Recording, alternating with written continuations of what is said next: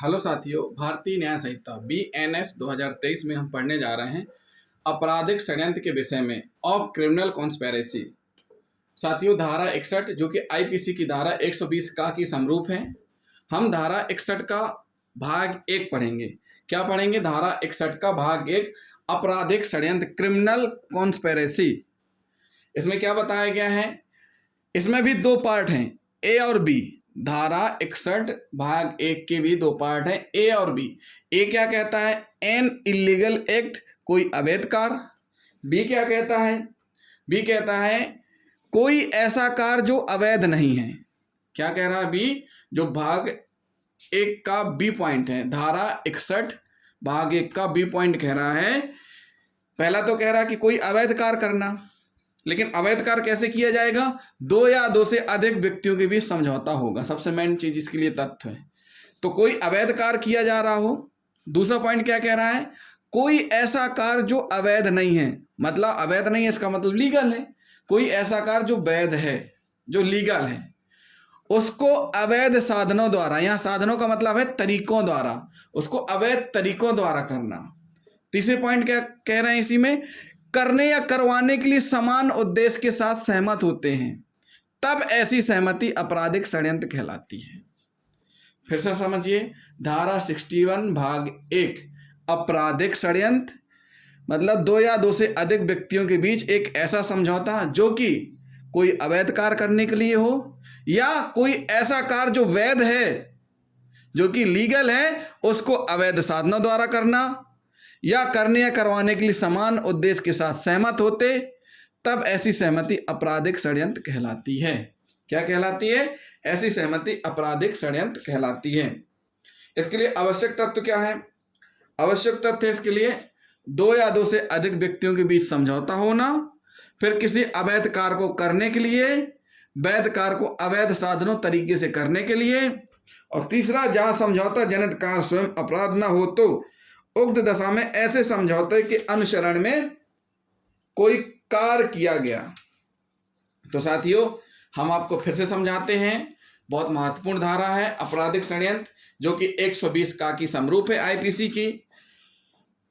इसमें बताया गया है, स्पष्ट किया गया है कि दो या दो से अधिक व्यक्तियों के बीच समझौता, आवश्यक तत्व में दो या दो से अधिक व्यक्तियों के बीच समझौता हो, और ये जो समझौता या करार अथवा सहमति एग्रीमेंट किसी अवैध कार्य को, इलीगल एक्ट को करने के लिए किया गया हो, या वैध कार्य को अवैध साधनों तरीकों द्वारा करने या करवाने के लिए होना चाहिए। अपराध करने की सहमति के मामले में, जैसे हत्या करने की सहमति केवल सहमति मात्र ही षड्यंत्रकारी को दायी करती है, यानी रिस्पॉन्सिबल बनाती है, और सहमति के अनुसरण में कोई अन्य कार्य किए जाने की आवश्यकता नहीं है।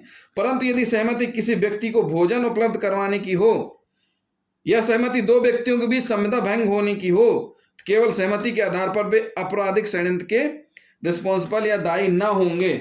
ऐसे मामले में सहमति के अलावा कोई कार्य, जैसे खुला, प्रकट या प्रत्यक्ष कार्य कहते हैं, उसके अनुसरण में उस सहमति के एक या अधिक पक्षकारों द्वारा किया जाना आवश्यक है। क्या किया जाना? एक या अधिक पक्षकारों द्वारा किया जाना आवश्यक है। मतलब सीधी सी बात है, क्या होना चाहिए? अवैध कार्य हो या वैध कार्य है तो उसको अवैध तरीके से किया जा रहा हो, ये कंडीशन है। किसी को भोजन उपलब्ध कराने की सहमति आपराधिक षड्यंत्र में नहीं आती है। इसमें हम पढ़ेंगे हेमा बनाम स्टेट के मामले में। हेमा बनाम स्टेट के मामले में अभियुक्त यातायात एजेंसी की सहायक स्वामी थी। यातायात एजेंसी की ओर से पासपोर्ट के लिए आवेदन किया गया। आवेदन पत्र में अभियुक्त द्वारा मिथ्या विवरण दिए गए। पासपोर्ट प्राप्ति की सारी कार्रवाइयां अभियुक्त द्वारा की जा रही थी। उसे आपराधिक षड्यंत्र का दोषी माना गया। मतलब इसमें क्या बताया गया है कि पासपोर्ट बनवाने के लिए झूठी जानकारी दी गई, और वो सब चीजें की गई किसके लिए? पासपोर्ट प्राप्ति के लिए। किसके द्वारा? अभियुक्त के द्वारा। तो ये आपराधिक षड्यंत्र के अंतर्गत माना गया। दो या दो से अधिक व्यक्तियों के बीच समझौता, जो हमने पहला उदाहरण बताया है, ये पहले उदाहरण के लिए क्या बोला गया है कि हेमा बनाम स्टेट के मामले में आपराधिक षड्यंत्र के अपराध गठन के लिए उद्देश्य का होना मात्र पर्याप्त है। क्या होना? उद्देश्य का होना मात्र पर्याप्त है।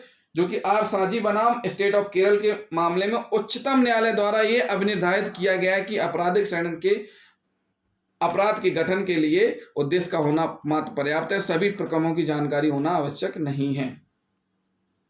अब हम पढ़ेंगे क्या इसी में दो या दो से अधिक व्यक्तियों के बीच समझौता। धारा में दी गई परिभाषा के अनुसार व्यक्तियों के बीच समझौता ही षड्यंत्र का मुख्य आधार है।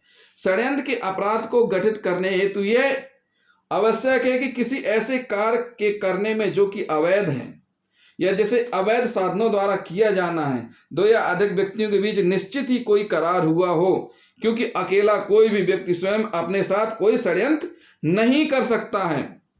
उच्चतम न्यायालय ने हरधन चक्रवर्ती बनाम भारत संघ के बाद में तोपन दास बनाम बंबई राज के बाद में दिए गए निर्णयों को उद्धृत करते हुए आपराधिक षड्यंत्र के अपराध के लिए यह प्रतिपादित किया है कि ऐसे करार में दो या दो से अधिक व्यक्तियों को पक्षकार अवश्य होना चाहिए और केवल एक ही व्यक्ति को आपराधिक दायित्व का दोषी कभी नहीं ठहराया जा सकता। मात्र इस कारण कि कोई व्यक्ति अपने आप से षड्यंत्र नहीं कर सकता, यह अब निर्धारित करना युक्त प्रतीत होता है कि ऐसे दोनों व्यक्तियों का प्राकृतिक होना आवश्यक है, जिससे दो या अधिक लोगों के बीच कोई मानसिक करार हो। इसमें स्पष्ट किया गया है कि दो या दो से व्यक्तियों के बीच में एक प्रकार से ऐसा करार होना चाहिए जो कि कार्य को अवैध तरीके से कर रहा हो या अवैध साधनों से। पॉइंट नंबर 2, पति और पत्नी के बीच षड्यंत्र। कॉमन लॉ में एक पति और उसकी पत्नी के बीच षड्यंत्र नहीं हो सकता था, क्योंकि विधि की दृष्टि से ये दोनों एक ही व्यक्ति माने गए हैं। सौभाग्य से विधि की ऐसी स्थिति भारत में नहीं है जो कि आपराधिक षड्यंत्र में स्वयं केवल पति पत्नी ही पक्षकार हो सकते हैं। प्रोफेसर केनी के अनुसार यदि पत्नी को पति को कोई अपराध करने के लिए उकसाते हैं, केनी के अनुसार यदि केनी के अनुसार क्या कह रहे हैं, यदि पति पत्नी को या पत्नी पति को कोई अपराध करने के लिए उकसाते हैं तो उन्हें उकसाने के अपराध के लिए दंडित किया जाएगा, यानी दुष्प्रेरण के लिए दंडित किया जाएगा।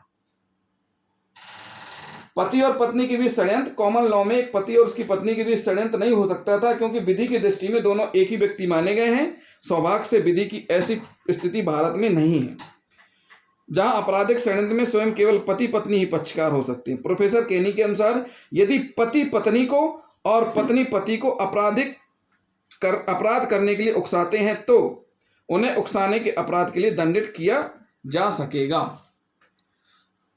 फगुनाकांत नाथ बनाम स्टेट ऑफ असम के बाद में सेना के एक मेजर को नौसेना कर्मचारियों के साथ सेना के सामान की चोरी के अपराध के लिए अभियुक्त किया गया। सेना न्यायालय ने मेजर को एक कर्मचारी सहित दोषी पाया, जबकि अन्य 8 को दुष्प्रेरण के आरोप से दोषमुक्त कर दिया गया। उच्च न्यायालय में अपील की जाने पर उस कर्मचारी की दोषमुक्ति कर दी गई है। अतः मेजर ने उच्चतम न्यायालय में इस आधार पर अपील की कि उसे अकेले को षड्यंत्र द्वारा दुष्प्रेरण के लिए दोषी नहीं ठहराया जा सकता। उच्चतम न्यायालय ने उसकी अपील स्वीकार करते हुए उसे दोष मुक्त करके सेवा के लिए जाने का आदेश दिया। एक और निर्णय, मदन लाल भंडारी बनाम राजस्थान राज्य के बाद में भी नर्स को गर्भपात कारित करने के आरोप से दोष मुक्त किए जाने के कारण उसके साथ इस षड्यंत्र में शामिल एक अन्य षड्यंत्रकारी को भी दोष मुक्त कर दिया गया, क्योंकि कोई व्यक्ति अकेले ही षड्यंत्र नहीं रच सकता। आपराधिक षड्यंत्र के लिए एक अकेले व्यक्ति की दोष सिद्धि, जहां एक को मंजूरी के अभाव के कारण दोष मुक्त कर दिया गया, इस आधार पर वह छूट प्राप्त व्यक्ति था। बंबई उच्च न्यायालय ने प्रद्युम्न बनाम महाराष्ट्र राज्य के मामले में इसी नियम को अपनाते हुए 2 में से एक अभियुक्त को आपराधिक षड्यंत्र के अपराध के लिए दोष सिद्धि की। इस बाद में 2 अभियुक्तों में से एक लोक सेवक था और इस कारण दोष मुक्त करना पड़ गया, क्योंकि उसका अभियोजन सीआरपीसी की धारा 197 के अधीन मंजूर लिए बगैर ही कर दिया गया था, क्योंकि इसका अर्थ नहीं है कि दोष मुक्त व्यक्ति ने दूसरे के साथ षड्यंत्र नहीं किया। दूसरे अभियुक्त को षड्यंत्र के आरोप पर दोष सिद्ध किया गया, क्योंकि पहले अभियुक्त की दोष मुक्ति तथ्यों पर आधारित न होकर केवल तकनीकी आधार पर की गई थी, जबकि सबूत के आधार पर दोनों के विरुद्ध षड्यंत्र का अपराध पूर्णतः सिद्ध हो चुका था। जिन परिस्थितियों में किसी अकेले व्यक्ति का विचारण और उसकी दोष सिद्धि की जा सकती है, उसका वर्णन केनी ने इस प्रकार किया है कि यद्यपि षड्यंत्रकारियों का कई एक होना आवश्यक है, परंतु यह आवश्यक नहीं है कि विचारण में सभी को साथ लिया जाए। अकेले एक व्यक्ति को उन लोगों से षड्यंत्र करने के लिए आरोपित किया जा सकता है जो अभ्रक्षय में नहीं है या अभ्यारोपित करने वालों के लिए अपरिचित हैं। साधारण षड्यंत्र क्या होता है? साधारण षड्यंत्र भी हो सकता है, जैसे जो एक अकेली योजना हो जिसके अंतर्गत विभिन्न षड्यंत्र हो जिनमें षड्यंत्रकारी उस मुख्य योजना के अंतर्गत अपनी भूमिका अदा करे। मोहम्मद हुसैन उमर कोदरा बनाम के एस दलीप सिंह जी के बाद में भारत में सोना तस्करी से लाने का एक साधारण षड्यंत्र था। विभिन्न षड्यंत्र यह थे कि तस्करी से यह सोना कई देशों से लाया जाएगा, जिनमें स्वाभाविक विभिन्न देशों में विभिन्न व्यक्ति सम्मिलित थे। उच्चतम न्यायालय ने अब निर्धारित किया कि यह एक साधारण षड्यंत्र का मामला था। उपायों की जानकारी सभी षड्यंत्रकारी को न होना। उच्चतम न्यायालय ने यशपाल मित्तल बनाम राज के बाद में यह अब निर्धारित किया कि जब मुख्य योजना के अनुसरण में कुछ षड्यंत्रकारी कुछ उपाय करते हैं और उन उपायों का ज्ञान अन्य षड्यंत्रकारी को नहीं होता तो भी सभी षड्यंत्रकारी आपराधिक षड्यंत्र के अपराध के दोषी हैं। आपराधिक षड्यंत्र का निष्कर्ष। चूंकि इस अपराध में कई बार प्रत्यक्ष साक्ष्य नहीं मिलता, इसलिए आपराधिक षड्यंत्र का निष्कर्ष यदि परिस्थितियां इसकी अनुमति दें प्राकृतिक साक्ष्य से निकाला जाना पड़ता है। इस प्रकार मोहम्मद हुसैन बनाम राज के बाद में अभियुक्तगण काफी समय से बिना विधिमान अनुयुक्तियों के विस्फोटक सामग्री बेच रहे थे। उच्चतम न्यायालय ने अब निर्धारित किया कि वे आपराधिक षड्यंत्र के दोषी थे क्योंकि वे यह कार्य काफी समय से कर रहे थे, उनके बीच सहमति के बिना संभव नहीं था और यह सहमति आवश्यक विविक्षित तौर पर साबित हो गई। इसी प्रकार श्रीमती इंदिरा गांधी हत्याकांड के मामले में 2 हत्यारों में से एक तथा 2 अन्य षड्यंत्रकारियों के विरुद्ध विचारण कार्रवाई की गई, परंतु दोनों ही षड्यंत्रकारी हत्या की घटनास्थल से अन्यत्र थे। इनमें से एक को उच्चतम न्यायालय द्वारा दोष मुक्त कर दिया गया क्योंकि घटना के बाद उसकी गतिविधियों से उसके विरुद्ध कोई ठोस संतोषजनक सबूत उपलब्ध नहीं थे तथा उसके पास से बरामद किए गए कागजातों से यह प्रतीत नहीं होता था कि उसमें तथा अन्य सभी में इस संबंध में कोई समझौता था। इन कागजातों से केवल उसकी मानसिक उद्विग्नता क्रुद्ध मस्तिष्क प्रकट होती थी जिसके कारण वह बदला लेने के चक्कर में था, परंतु यह किसी समझौता माने जाने के लिए पर्याप्त कारण नहीं माना जा सकता। दूसरी ओर केहर सिंह के बारे में साबित किया गया कि वास्तविक अपराधी से उसकी गुप्त बातचीत होती थी और वे दोनों हमेशा अपनी पत्नियों और बच्चों से दूर रहने का प्रयास कर रहे थे और यह पूछा जाने पर कि वे क्या बातें करते थे तो उसके जवाब सदैव रहस्यात्मक बने रहते थे। ये सब तथ्य साबित करने के लिए पर्याप्त थे कि वे कोई गुप्त योजना बना रहे थे और यह साक्ष्य विधि की धारा के अंतर्गत आपराधिक षड्यंत्र के लिए प्रथम दृष्टया साक्ष्य के रूप में पर्याप्त था। उपरोक्त बात के तथ्यों के आधार पर यह निष्कर्ष निकाला जा सकता है कि परिस्थितियों के आधार पर षड्यंत्र को रचे जाने का अनुमान लगाया जा सकता है क्योंकि इसके लिए प्रत्यक्ष साक्ष्य उपलब्ध होना प्रायः कठिन होता है। खालिद बनाम राज के बाद में भी यह विनिश्चित किया गया कि षड्यंत्र के साक्ष्य के लिए न तो संचार या वार्तालाप के निश्चित शब्दों और न व्यक्तियों के भौतिक मिलन की आवश्यकता है। इसका अनुमान अवैध प्रयोजन के लिए किए गए समझौते में विचारों के आदान प्रदान से लगाया जा सकता है। नंबर पॉइंट तीसरा तत्व का है क्या है, जहां समझौता जनित कार्य स्वयं अपराध न हो तो उक्त दशा में ऐसे समझौते के अनुसरण में कोई कार्य किया गया हो। धारा 61 का भाग 1 के परंतु के अनुसार यह धारा अपराध के किए गए षड्यंत्रों के अलावा अन्य कार्यों के षड्यंत्रों के प्रति भी लागू होती है, अर्थात जहां किसी ऐसे कार्य को करने के लिए समझौता हुआ हो जो अपराध नहीं होगा। समझौते के अनुसरण में आपराधिक षड्यंत्र गठित करने के लिए किसी व्यक्ति कार्य का किया जाना जरूरी है, परंतु उस स्थिति में षड्यंत्रकारियों का उस कार्य के लिए केवल सहमत होना मात्र पर्याप्त नहीं होगा, अपितु उस सहमति के अनुसरण में कोई कार्य ओवरएक्ट किया गया होना चाहिए। यह नहीं वह कार्य ऐसा हो जिससे षड्यंत्र में शामिल हुए व्यक्तियों की सहमति साबित होती हो। राजा राम गुप्ता बनाम धर्मचंद के बाद में न्यायालय ने अब निर्धारित किया कि षड्यंत्र के अनुसरण में प्रकट कार्य के अंतर्गत नंबर 1 सहमति संकेतिक करना, नंबर 2 आश्रित अपराध की पूर्व तैयारी, नंबर 3 वास्तविक अपराध कृत्य करना आदि शामिल हैं। अतः षड्यंत्र का सार तो योजना बनाने में सहमत होना या समझौता है, जबकि बाह्य प्रकट कृत्य द्वारा एकमत हुए सामान्य लक्ष्य को प्राप्त किया जाता है।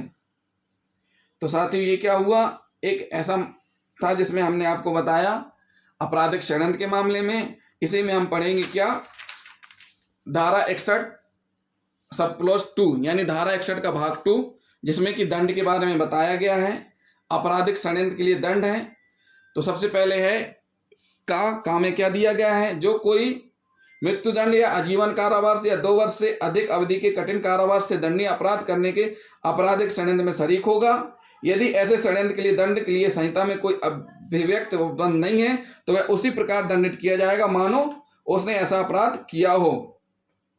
तो मतलब क्या हुआ, इसका गंभीर अपराध को करने के लिए आपराधिक षड्यंत्र इस प्रकार के अपराध के लिए प्रकट कार्य ओवर एक्ट का किया जाना आवश्यक नहीं है, अर्थात 2 या अधिक व्यक्तियों का किसी अपराध को करने के लिए सहमत होने मात्र से आपराधिक षड्यंत्र को घटित हुआ मान लिया जाएगा, जिसमें उसी हिसाब से दंडित किया जाएगा। इसका बी क्या बोल रहा है, जो कोई पूर्वोक्त रूप से दंडनीय अपराध को करने के आपराधिक षड्यंत्र से भिन्न किसी आपराधिक षड्यंत्र में शरीक होगा वह दोनों में से किसी भांति की कारावास जिसकी अवधि 6 माह से अधिक की नहीं होगी जुर्माना दोनों से दंडित किया जाएगा। 2 या 2 से अधिक व्यक्तियों द्वारा अपराध कार्य से भिन्न किसी कार्य को करने का षड्यंत्र किया जाता है तो उसके लिए समझौते के अनुसरण में किसी प्रकट कार्य का किया जाना आवश्यक है। तो इस स्थिति में क्या होगा, 6 माह तक की सजा का प्रावधान किया गया है।